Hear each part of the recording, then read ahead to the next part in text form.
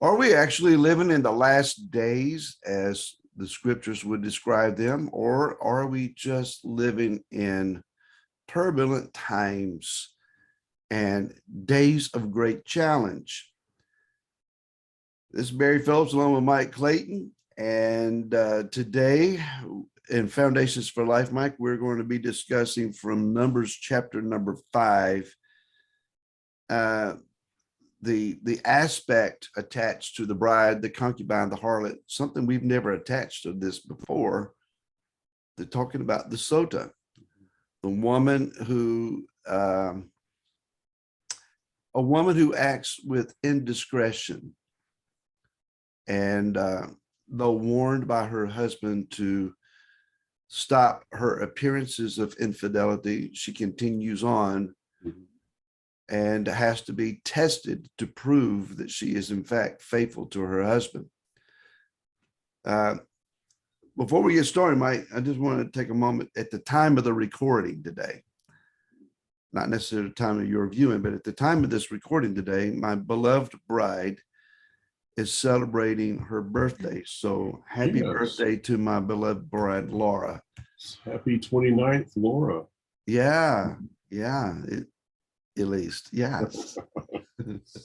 Yeah. I won't even ask which anniversary it is if we're 29. I'll never tell. I'm trying to kind of lead you into a trap here, Barry. It's not working well. I've lived long enough that I try to stay out of those things, Mike. All right. So, well, happy birthday, Laura. And with that, we're gonna. Well, I guess just continue on the program. I'm gonna about said something I'm not going to. Well, I can bring her into the room, let you sing happy birthday to her. That would be viral. You know, I'm gonna go ahead and give her a birthday present of not doing that. Okay. Yeah, too many grandkids there with you guys. Okay, Barry, to think that we're probably going to, that we're going to exhaust this subject in a week, probably not, because throwing in the whole aspect of the last days is something that needs to be, I think, dealt with. That when we talk about the last days, we go back to the words of Shaul, the Apostle Paul, and he said to the people at that time, we are living in the last days. Now, was he totally confused? Or was it a longing? Or was it actually some truth? That if we consider that a day is 1,000 years, so 1,000 years is a day, which is, quoted in Psalms, it's in the writings of Kefa, other books, that it's like a week. The week of creation equals the week of the plan of redemption, all the way through the seventh day being the Shabbat and the 1,000-year reign. Mm-hmm. So if we get to in our typical work week today, we get to Wednesday. Today is hump day. Okay, we enter into Thursday and Friday. Well, those are called the last days of the week. Entering into the time of Saturday, which is the weekend. So if Shaul at the resurrection, after the resurrection of Messiah, in the fourth day, the 4,000-year time period, says we're in the last days, it's true. But if we consider that a day is 1,000 years, 1,000 years is a day, I mean, that's a long day to wait, right? Yeah. So what happens in the waiting is what we're going to be going into.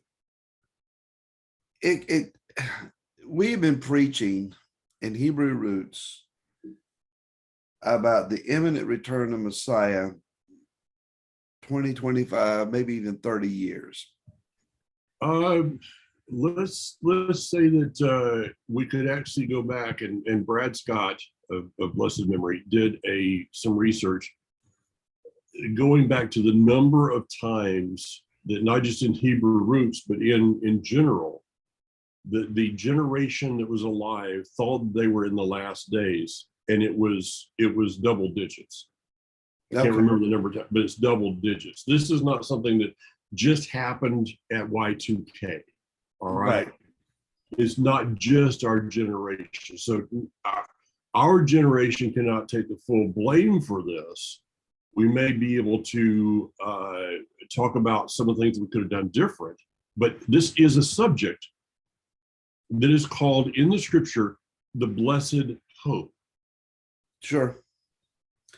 Well, I remember in the 60s, a long time ago, in the 1960s, messages being preached enthusiastically and with gatherings from the local and international headlines of newspapers and reports, offering the credible understanding that the pre-tribulation rapture, as it was in those days, was a few days ahead, could happen any minute. Mm-hmm. And people would run to an altar of prayer to be sure that they were ready to go. The popular song back in the day was, "I wish we'd all been ready." Oh, yeah. There was the whole movie series Left Behind. The Thief in the Night was in the 70s, and then Left Behind series. Yeah. So we have been promoting this last day scenario forever. In the Hebrew roots, it's been not so much the pre-trib rapture, but rather the imminent return of Yeshua and the bringing of his kingdom. Greater Exodus. The greater Exodus. Build a bunker. The government's out to get you. We're going to be hunted down. Beans, bullets, band-aids. On and on and on. It has been, this scenario. I remember when we first came out of the church and had our first Sukkot in 2002. That was the theme of the day. George Bush was the president, and it was revealed all of the hidden behind the scenes things about the Bush family, et cetera, et cetera. And we sat there with our mouths hung up and we couldn't believe what we were hearing. Mm-hmm. Mike, we have raised a generation of our children with this mindset that they're now seeing no more credible evidence now than they did then. Nothing really that much different. But I was thinking about this yesterday. In the American Revolutionary times were hard. Mm-hmm.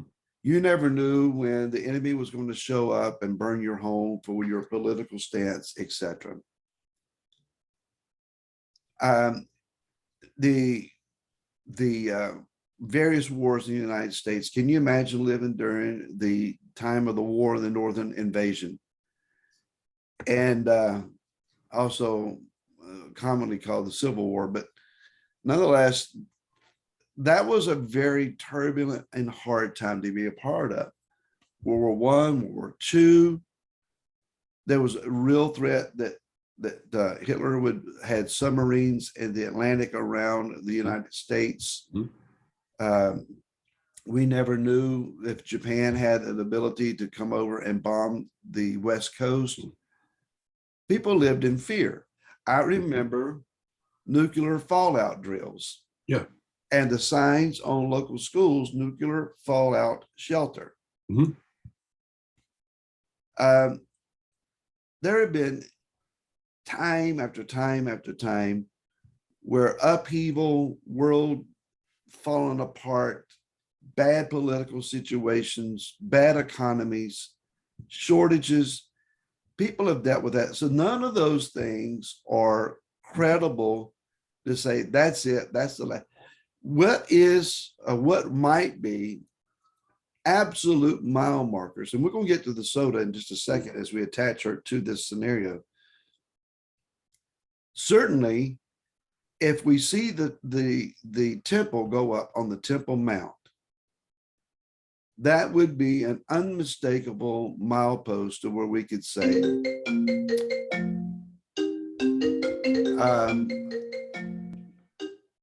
that's my daughter calling. One moment.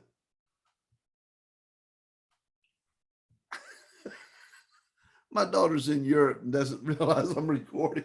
Yeah. That's not a sign. That's not that. No. That's not a sign. If we were to see again, if we were to see the Temple Mount go up on the Temple, if we would see the Temple Mount, if we would see the temple go up on Temple Mount. Got it. yes, we would say, okay, now we know where we're at. If we see a world global economy based on something other than currency, a world economy, no euros, no yen, no dollars, it's all some kind of however it's going to work, chips, tattoos, marks, whatever, we would know. But we haven't seen any of that yet. We've seen precursors to, thoughts about, talk about. Does the bride of Messiah have an element within it that is tired of the last days propaganda and flirts with the world that is around her against the warning of Messiah not to do so, to the place where her fidelity could be called into question? Okay. You said we're going to get to the soda in just a second. That may not be what a true statement, because I'm seeing this as evolving a little bit more even as we talk. The generations that you just described here, back to Civil War, to World War II, World War I, II, all these different generations, there was a perceived threat that something was going to happen that was going to cause these events to come into line, which would then bring forth whatever your theological basis was for the return of Messiah. Okay, so there was a threat that was there that was driving people to the longing for the Messiah and for the kingdom. I would like to suggest that the current generation, and I may even go back to saying my generation, has never had a true perceived threat.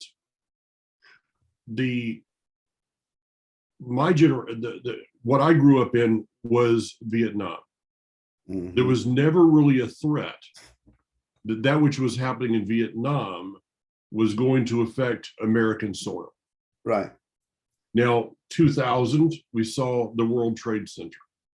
We saw various terrorist acts, but it was kind of short-lived in the minds of most people. The Desert Storm, Desert Shield, all of those wars that we got involved in, this is not anything political, but all of those wars we got involved in was a war that was somewhere else. There was not a perceived danger to where we are living. Kind of like the subway shooting in New York yesterday. That, by the way, I have found out that's fake news. It did not happen. Did you know that? Because, see, New York is a gun-free zone. The one that happened last week in California, that was a gun-free zone, Barry. So it could not have happened because they've taken all the guns out of there. Okay, I know that's bad humor, but that's the reality. That's a reality.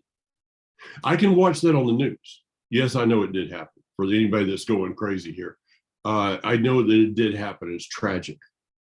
I'm following the events and the things that are the stupidity around it that's happening right now. But that doesn't affect me in Franklin, North Carolina. I have no subways, Subway sandwich, but we have no subways. We don't have a lot of perceived threats. So it's something there. So it's happening to them. It's not happening to me. So I am going somewhere with this, hopefully. Is it possible the time that we're living in America of a non-perceived threat is the greater challenge of our longing for the Messiah's return and his kingdom. Two things. One,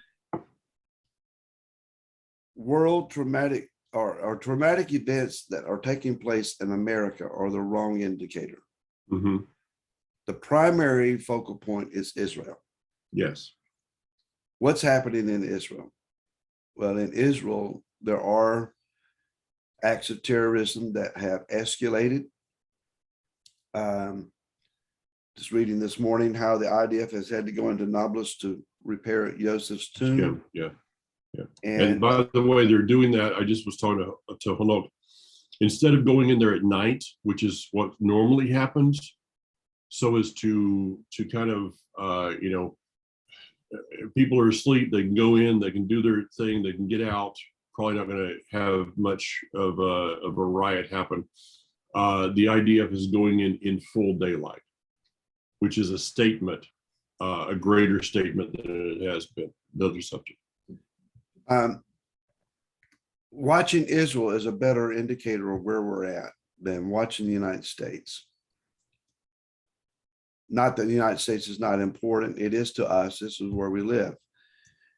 However, knowing where we are in the scheme of time does not guarantee then that our actions are going to become increasingly righteous. We've heard, revival, Mm-hmm. this great end days revival. What the scripture talks about is a great falling away. Mm-hmm. So whether we are in good times where the gas prices are low, food prices are low, supply lines are plentiful, economy is roaring, weather is cooperating, it's easy to get distracted and not pay attention to kingdom things because we're enjoying the perceived good life.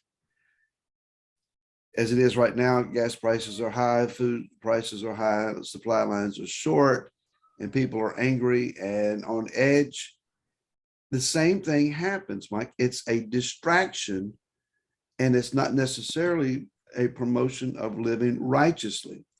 Whether it's good or bad, the body of Messiah is as at one side or the other to be distracted, either laughing and rejoicing or angry and fussing.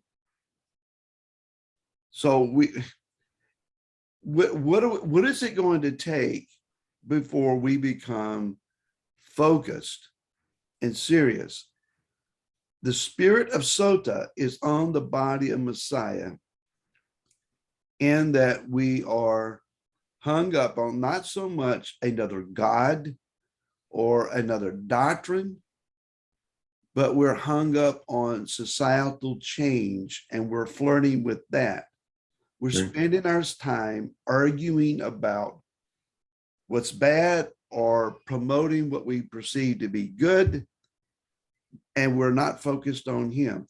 Right down the middle of good times and bad times, our husband, the bridegroom, is saying, be devoted to me. Otherwise, the test of bitter waters is in front of us. Okay. And nobody wants to have to go through that. So let me give you kind of possibly a thud moment. Okay. If a person's longing for the return of the bridegroom, for the kingdom to be established upon this earth, if that longing is as a thermometer which goes up and down based upon world conditions and situations, you are in line to be a Sota. Our longing for him, for his kingdom, for his ways to be established on this earth should be the same, whether gas is $8 a gallon or they're giving it away free. Whether a steak is $10 a pound or they're giving it away free. The world situation of famines, wars, rumors of wars, sickness, disease, pandemics, plandemics, financial upheaval, interest rates up, interest rates down, unemployment, politics, your favorite party being in office, your not favorite party being in office. If any of those things affect the temperature of your longing, you're in line to be a sota. Can you give me an argument for that? No, I think I was that's, hoping you could. I think that's a fair analogy. The way the text reads in Numbers, Bamidbar 5, it says that a spirit of jealousy comes not on the wife, but on the husband. Mhm. We know from the text that our Elohim, is a jealous El. He will not tolerate any other lovers, gods, affections that replace his own. So what is our focus? What your priority, I mean, years and years ago, your priority was said to be what you give your time, your money, and your energy to. Still is. So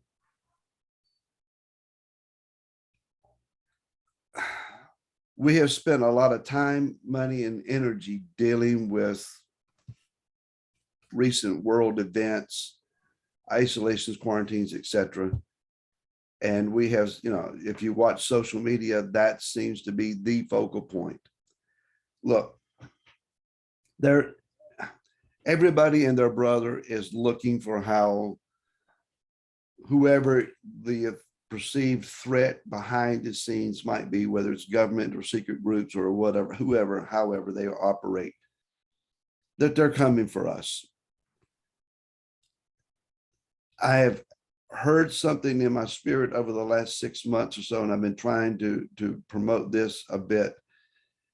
These days, whether they are the last days or days that precede the last days, they are about our preparation to receive our King, not necessarily our preparation to run and hide. Dr. Sakina said something other about 5-6 years ago at House of David. Why would we hide during the greatest days of anointing and ability that the world's ever seen? That's kind of a spin from what Corey ten Boom said. Corey ten How Boom. dare you have a doctrine that takes you out of the world when the world will need you the most? So we need to be focused on, Father, prepare me. Prepare me to be an instrument of your honor, your glory, a carrier of your light. In the middle of the world going completely dark, there needs to be a people, according to Isaiah 60, that's going to rise and shine. Let your glory come on us. So we can pray against the negative, or we can pray for the positive. The Sota is going to be enamored with the negative to a place that she yields to it. Why fight it? The bride is going to be preparing her home for the arrival of her husband. So that needs to be our focus. The harlot doesn't care. It's all about religion. Concubine is focused on bless me, and provide for me.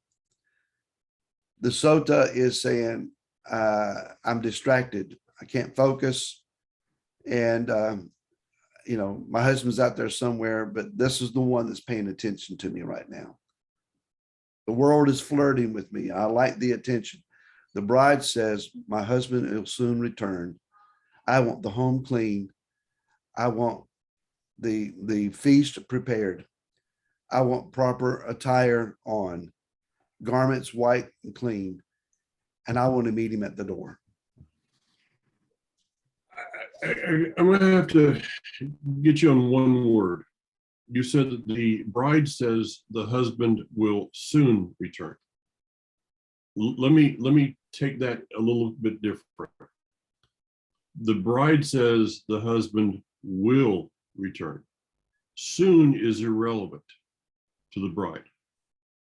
The bride desires soon, but her faithfulness is not based upon timing. Her faithfulness is based upon faithfulness. Her faithfulness is based upon covenant. Barry, it doesn't matter how long the bridegroom doesn't show up. Okay, people say, well, if he tarries, well, the book of Hebrews says he won't tarry. It's going to be in his timing. But his timing, and we could probably go into Hosea and Gomer in weeks to come on this one. I think that might be a good place to go. But it's not about our timing. It's about our faithfulness. So is the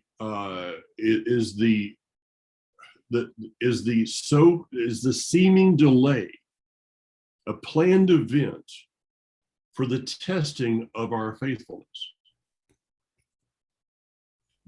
So it's like let's take it to another place. The prodigal son, the father with the prodigal son. Every day he stood on the porch with no hope of his son ever showing up. No hope of him ever coming back. Every day he stood on the porch. The father was faithful even when the son was not. We can turn that into this aspect. He's faithful. Yes, he is. We will find that in the end, he is faithful to his timing, to his covenant, and to us. But would a time of separation, again, spoken of in the time of Gomer, Hosea and Gomer, is a time of separation? Is this a test of our faithfulness? Of, well, he hasn't returned, remember the old sermons, Barry? Well, if we knew that Jesus was coming tonight, what would you do? What would your life be like today if you knew that Jesus was coming tomorrow? How would you live different? And of course, that was always a kind of a trap, a ploy into saying, if it would change, if you knew for certain that on this Pesach, this coming Friday night on my calendar, I'm not into calendars, okay, but I'm doing Friday night. But if I knew for certain that at the end of Passover, that I was going to send the kids to the door, and they were going to open that door, and Elijah was going to be standing there and saying, guys, every one of you that has shoes on your feet, your staff in your hand, you've eaten it and taste, come on with me, the rest of you are left behind. How many people would your life be, would your Passover be different if you knew that Elijah was going to be at the door? If the answer to that question is yes, I would celebrate it different. You're on the, I'm not going to say you are a sota, but you're entering into the traps of the sota. We are encouraged in scripture. The phrase is in our English translation, occupy.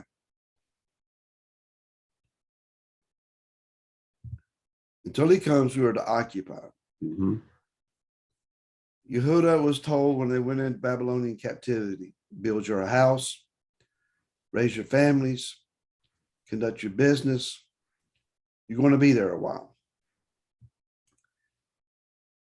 This is not time to divest yourself of everything that you own, create a stockpile of gold and silver, and look for a retreat somewhere to hide away from the carnage. We cannot build the kingdom by hiding in a closet. We have to be a part of whatever is going on around us. Personally, I pray for this nation. Is it ever going to replace Israel? No. But while I'm here and while my grandchildren are growing up in this country, I'm going to pray for the most stable, reasonable, wholesome country that I can pray for their benefit. But at the same time, Father, your kingdom come and your will be done on earth as it is in heaven, and may it be in our day, in my day, Father. I do not want generations to continue on in this downward spiral that we're currently seeing. I cannot imagine a multiplying of the last 10, 15 years downward. That would be in my estimation, a very horrible situation. Whatever is coming and however it manifests, the world will applaud it as reasonable, the right choice. Why would anybody say anything against it? And it may be that you and I, our families, become more and more out of sync, out of line, out of agreement with the world that is around us. We shouldn't be shocked by that. But while we're here, Mike, and are occupying, people need us. People are discouraged.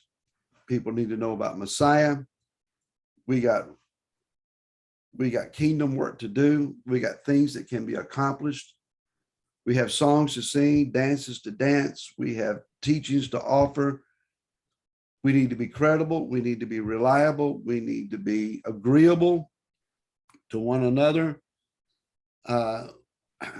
We need to be relevant to those that are around us. And Yah is going to raise up the effectiveness of the bride as she puts her house in order. Mm-hmm. Otherwise, we're going to get distracted with whatever is around us, and the bitter waters that are promised, and then, wormwood, whatever that is, an asteroid, meteor, something, star hits the earth and poisons waters, according to the book of Revelation. Is that going to be a real physical realm test? Is it literal? Is it allegory? There's one way to find out, and that's to wait and see. NASA says that there is a meteor or asteroid that will be making an extremely close pass in around 2024 or beyond, and its orbit, theoretically, it could hit the earth. What would it do? A glancing blow? I'll let you know in 2024. We don't know. I'm not going to wreck my world for a chance that could hit the earth. Something's going to happen to where the effect of bitter waters hits the earth, however it manifests. I don't want to be among those suspicious of infidelity and be put to the test. Mm-hmm. Let me finish my thoughts with this, and I'd like to come back to that one later on, because it is wormwood. So there is an aspect there of the sota that I think we need to get into. We're talking about a change of status. Okay, we're not talking about standing. We've explained this from the beginning, that being a part of the bride is not an exclusive club. But the bride's job is not only for a longing and love for the bridegroom, but it is through that longing and love to make the concubine and the harlot jealous, so that they may enter into a change of status. Agreed. There is a way for the concubine to become a bride. There's a way for the harlot to become a bride. The bride's longing and love challenges the status of the concubine and the harlot. The lack of in the sota makes the concubine and the harlot comfortable in their status. Yeah. I agree. That's it for me. Well, folks, thank y'all for watching Foundations for Life. The viewership is going up as you're sharing on your social media pages. Thank you for doing that. We very much enjoy reading your comments, and we look forward to seeing you again next week. So, Mike, be faithful, brother. Chag Sameach. Hag Sameach.